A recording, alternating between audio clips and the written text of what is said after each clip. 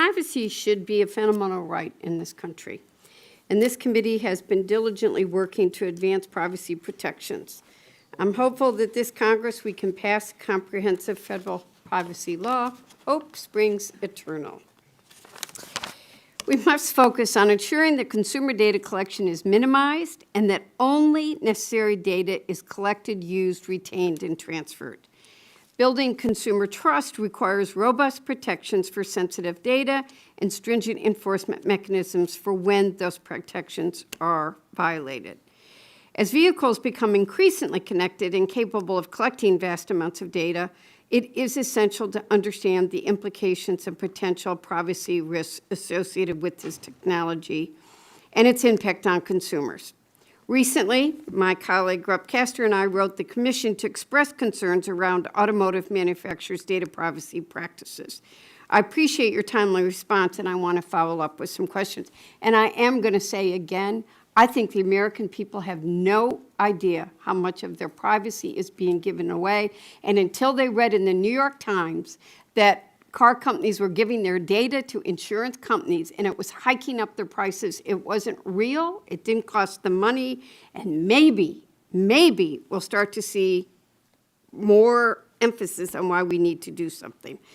Chair Khan, can you elaborate on proactive steps to prevent future privacy violations and talk about enforcement mechanisms related to connected vehicles? So this is an important area of inquiry for us. We read a lot of those reports. We'd separately been hearing a lot of concern about this. And I think for a lot of people, they assume that when you're driving in your car, there's a base level of freedom that you have, right? You're not being surveilled. And I think across the board, people have been waking up to the reality that unfortunately, their precise geolocation is not only being collected and tracked by private companies, but oftentimes is being trafficked, being bought and sold, including to foreign adversaries, to companies across the world. And so this is a major, major issue. At the FTC, we have kind of put market participants on notice about how we would view some of these data sharing and collection practices. We need to make sure at the very least that people are not being deceived. I'm limited in what I can share about any non-public investigations, but I can assure you that we are tracking this closely.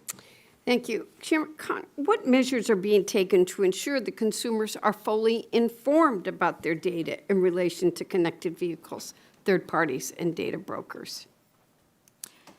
So if companies were to engage in certain data collection practices that they were not being fully upfront with users about, that could give rise to potential deception violations.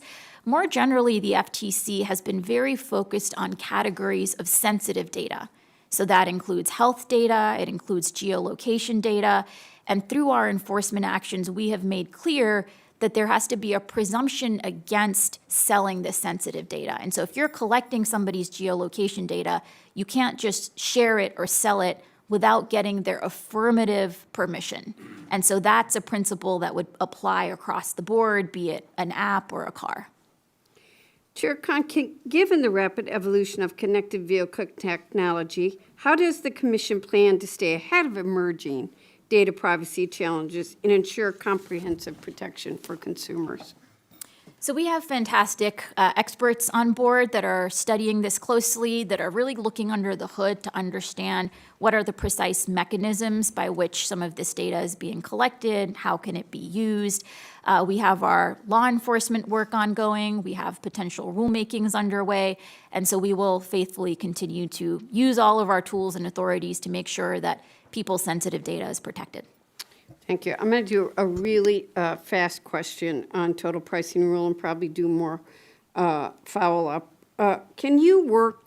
Will you be working on the total pricing rule with the industry-specific regulatory agencies, including the FCC, which is testifying before the Communications and Technology Subcommittee downstairs today to ensure that your rules are harmonized with the rules of other federal agencies? You two run up, FCC and FTC run up against each other. Yeah, as a general matter, we're always keen to be learning from our sister agencies.